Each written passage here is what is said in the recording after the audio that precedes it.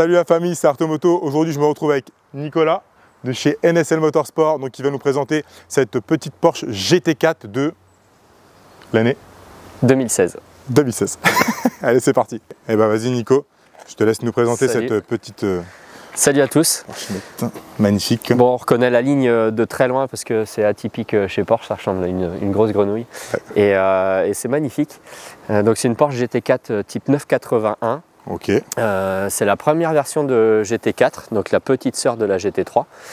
Et donc elle a commencé à être fabriquée en 2015, si je ne dis pas de bêtises.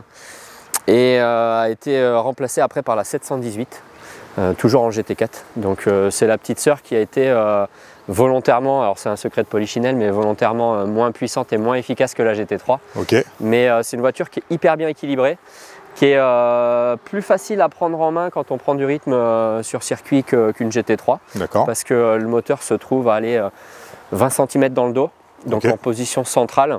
Énorme. Contrairement à la GT3 et la GT2 où le moteur est en porte-à-faux arrière, c'est-à-dire que le principal de la masse du moteur en fait se trouve après l'axe des roues arrière. Ok, ouais, parce que Ça change pour ceux qui ne complètement savent pas, si je dis pas de bêtises, tu couperas.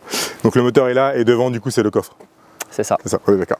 Le coffre pour mesdames et qui en plus est assez grand pour accueillir quand on va faire les courses. Les bagages, tout ce qu'il faut. Non, mais on le dit souvent, mais une Porsche ça peut être utilisé en daily pour Ouais, aller chercher le franchement. pain, pour aller faire Bah les ouais. courses. Et il y a beaucoup de coffres. Ouais. Beaucoup de connais coffre, pas. un petit aileron qui sert bien. Il est pas mal l'aileron. Qui donne de l'appui. Alors je serais bien incapable de dire l'appui qu'il donne, mais Et ben, je vais me mettre debout dessus comme GMK et puis on va assieds-toi, je t'en prie. Il y en a qui s'en servent comme pour table manger et pour tout. manger. Ouais. Énorme. Et même l'intérieur, du coup, l'intérieur il est vraiment beau, vraiment bien fini. Et puis bah, qu'est-ce qu'il y a à dire d'autre? Des belles petites jantes en combien? 20 à l'avant et 21 à l'arrière. Il me semble que c'est ça la cote. Ouais, c'est ça. Ok. Donc un peu plus grosse derrière. Un petit peu plus grosse, un petit peu plus large. Ouais. Ok. Bah, c'est là où on passe toute la puissance. Oui, hein. bah oui, c'est pour ça. Oui, c'est en propulsion, on n'est pas sur une traction, les gars. Donc, Donc, il faut non, même un pas. peu de gomme pour transmettre, Combien de chevaux, du transmettre coup tout ça. Alors d'origine, la voiture fait 385 chevaux. Ok. Et puis la nôtre est préparée puisqu'elle a un plénum de GT3. D'accord. Donc c'est l'admission du moteur, parce qu'en fait c'est un 3,8 litres, donc flat 6. Ok. Flat, ça veut dire que le moteur est à plat. On n'a pas les cylindres qui sont à la verticale comme sur la plupart des véhicules. Ok. Ils sont à plat et ça permet en fait de baisser le point de gravité de la voiture. Plus on est près Énorme. du sol, on va dire plus ça tient la route. Plus ça tient comme un karting, quoi.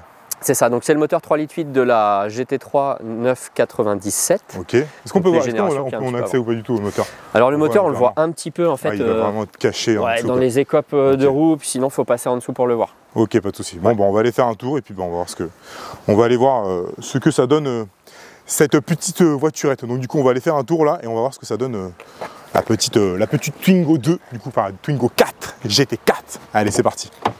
On se retrouve à l'intérieur. On se retrouve dans la voiture tout de suite avec Nico. Donc on est chaud patate. On va montrer ce que ça donne un petit peu. Donc tu m'as dit que ça faisait combien de chevaux? Celle-ci fait un peu plus de 420 chevaux. Ok. Aujourd'hui. Plénum de GT3 et puis collecteur inox avec catalyseur sport et marque, je vais manger le nom, IPE, qui a été monté chez ER Perf. Et donc ouais, un peu plus de 420 chevaux, mais on ne l'a jamais tiré au banc, donc on ne sait pas exactement. Mais ça roule bien. Mais ça marche. Et ça marche. Du moins pour rouler à 80, c'est suffisant. Du coup, dans le catalogue d'options, parce que c'est le grand classique chez Porsche, il y en a tellement, il y a tellement d'options qu'on peut partir avec une voiture qui en est dépourvue. Ok.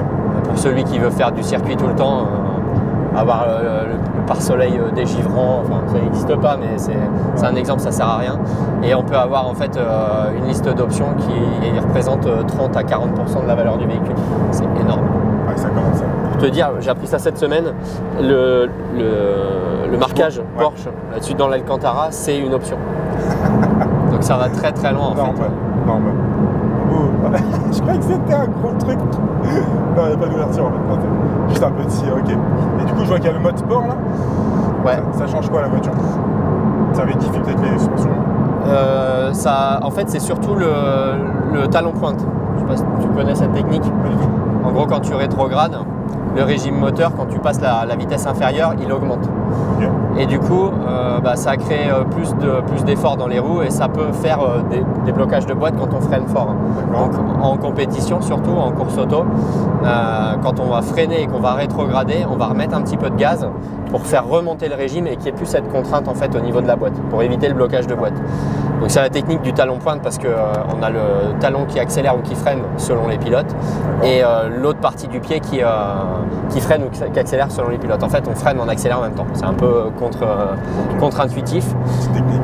Et donc quand on déclenche le mode sport, on va l'entendre. Quand on rétrograde, il y a une remise de gaz. Le poum-poum, comme ça. Et quand on ne l'a pas, en fait, et qu'on rétrograde, on n'a pas ce truc-là. Ah ouais, il n'y a pas le boum, comme ça, le boum. Ah ok, énorme. Donc dans les options, bon là on n'a pas l'échappement. Du coup c'est un 1,1 litre. 1,1 litre, une soupape par cylindre, elle fait l'admission et l'échappement. Énorme, les gars c'est énorme. Et puis on va s'en mettre un peu plein les oreilles parce que le son est quand même magique. Donc le mode sport pour Ok, et ça c'est quoi? la remise de gaz, ça c'est l'échappement. Donc il y a des valves à l'échappement. Ça du coup c'est pour l'échappement. Alors les valves elles s'ouvrent automatiquement au-delà d'un certain régime pour que ce soit sportif quand on accélère et qu'on n'a pas forcément appuyé sur le bouton. Et que ce soit relativement agréable aussi quand on fait de la route sur l'autoroute à 130. Pas finir avec une tête comme ça. Et là donc celle-là elle est en boîte manuelle. Évidemment. Parce que la boîte manuelle c'est l'essence du sport auto. Ouais mais quand tu as les palettes au volant tu peux la faire aussi en manuel non? Non ça n'a rien à voir? Ouais après l'étagement des boîtes automatiques aujourd'hui surtout sur des voitures de sport est tellement bien fait que en mode automatique il n'y a pas besoin de passer, ça se fait très bien. Okay. La boîte PDK chez Porsche est très très bien étagée et pour celui qui veut faire du circuit avec une boîte PDK il ne va pas avoir besoin de jouer avec les palettes parce que c'est déjà très bien réglé. Et en fait ça s'adapte comme une cartographie en fonction de l'utilisation de la voiture, ça adapte le régime auquel ça passe les vitesses. Énorme.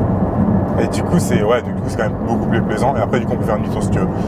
C'est beaucoup plus plaisant du coup de. Oh la basse. Oh là là là là là. Ah, j'écoute de l'extérieur ce que ça donne. Je vous mettrai une petite vidéo de l'extérieur. Vas-y. Voilà. Énorme.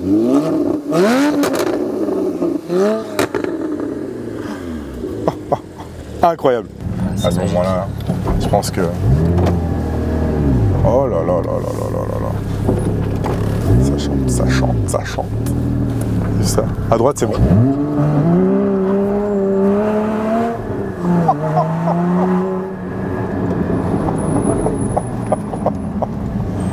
Oh la base. Oh la dinguerie. Alors il faut savoir un truc par rapport au régime chez Porsche. Ouais. Bon, nous on prend soin de toutes les voitures. Tu les vois régulièrement donc tu le sais. Le régime en fait il y a une zone rouge là qui a 7600 tours, 650 peut-être. Ouais. Et en fait on vient jamais chatouiller au-delà des 7000. Ok. Parce que ça sert à rien. En fait on a dans les options, dans l'ordinateur de bord, ouais, la map est géniale. Les gars, t'as la map. Non, attends. Et les bâtiments en 3D sur énorme, t'as la map sur le. Du coup, sur le. Alors, désolé, hein, là, il y a la map qui est là. Incroyable, c'est énorme, elle est toute petite, juste sur le côté là. Trop bien. Du coup, tu voulais me dire, excuse-moi? Non, pas de souci. En fait, on a le couple moteur qui est là. Ok. Donc là, on se rend compte que c'est en chute libre à partir de 6500 tours. Ok. Donc ça sert à rien d'aller chercher du couple en fait en montant dans le régime. Ah oui, effectivement. Okay. Et si on regarde côté puissance, c'est quasiment pareil. Okay.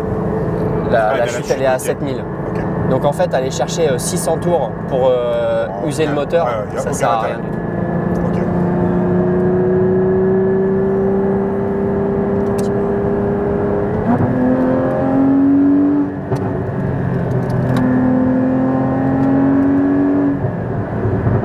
Ça roule bien.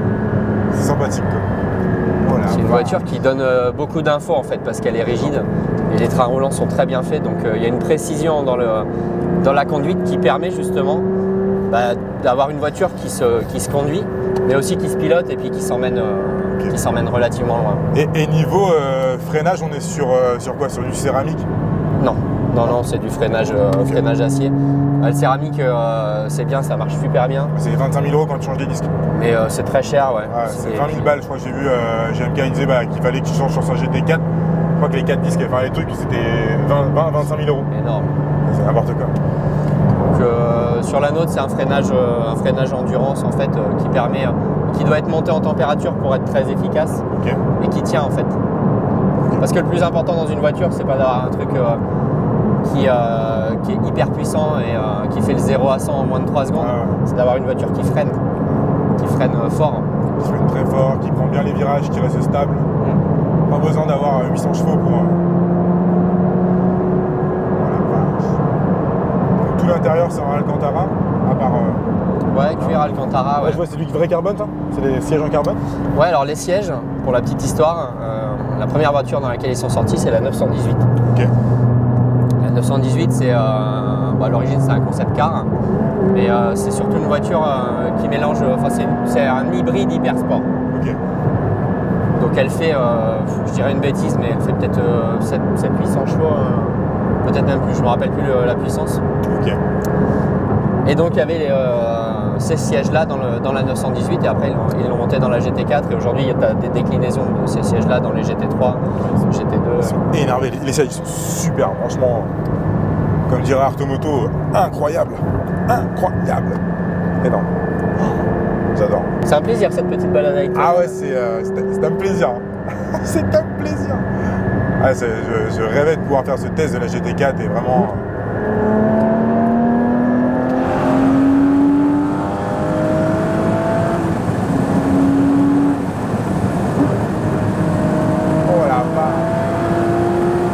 Je sais pas si on entend mieux sans, tu vois, je crois qu'on entend même mieux quand c'est fermé. Ouais, quand c'est fermé, je crois qu'on entend même mieux quand c'est fermé. Oh, incroyable le son. Du coup là t'as les valves ouvertes alors. Ouais. Et là on est à 6005. Tu vois, il n'y a vraiment pas besoin d'aller chercher. Oh là là là. Énorme. D'aller chercher loin. Incroyable. Ça marche bien. Hein. Petite Twingo de chez Renault là. Elle fonctionne plutôt bien. Oh là là, le bruit, mais quel plaisir. Oh la vache. Et tu sais combien ça pèse ça? Quoi? La voiture, tu sais combien elle pèse? Combien elle pèse? Je dirais 1300, je crois que c'est 1380 mais j'ai un doute. Ok. Je la ressens la voiture mais la fiche technique je l'ai pas appris par cœur. Pas de soucis. Oh là là là là là. En fait, ça fait grave plaisir de pouvoir faire une vidéo avec Nico. Ça fait un moment qu'on doit la faire et qu'on la fait pas. Parce qu'on. Et Nico, il a trop de boulot et puis vous comprenez, moi aussi, pas plus que ça, mais. pour trouver la concordance des agendas, c'est parfois compliqué. C'est ça. C'est chier quoi. Je viens d'exploser mon drone, les gars. Voilà, j'espère qu'il y aura le passage drone où c'est qui s'éclate dans les brillants. Putain, devant moi quoi. Il est tombé, j'ai fait comme ça là. C'est quoi? Qu'est-ce qui tombe? Et non, il y a des branches qui tombent. Ah non, c'est un drone. Voilà. Eh ben, tu vois, ça va être le titre de la vidéo. On teste une GT4, j'éclate mon drone. Grave. Voilà, ça va faire une petite putaclic comme on dit. Exactement. Il fait chaud là. Ça fait chier, ouais. C'est toi, t'es une chaudière, Jo. Putain la vache. En tout cas, merci à Nico de m'avoir accueilli dans cette petite GT4. J'espère la famille que le petit test d'ailleurs il vous aura plu. Moi, ça fait un moment que je voulais passer avec Nico à la télé. Mais du coup. ça viendra. Non mais en tout cas, ça fait grave plaisir. Encore merci Nico de m'avoir accueilli dans cette petite GT4 et d'avoir accepté surtout. Plaisir partagé, comme toujours Jo. Pour faire des vidéos, pour boire un café, peu importe. Ouais, c'est ça. Mais ouais, c'est super cool qu'on la fasse cette vidéo parce que ça fait un petit moment qu'on en parlait. Ouais. Et puis là, on a une météo parfaite. Ouais. La route est sèche. Petite vidéo parfaite. Il fait bon. Pas trop chaud, pas trop froid. Par contre, dans la voiture, il fait très chaud. Il y a un film de. Je sais pas si c'est moi qui excite Nico, mais il fait très chaud.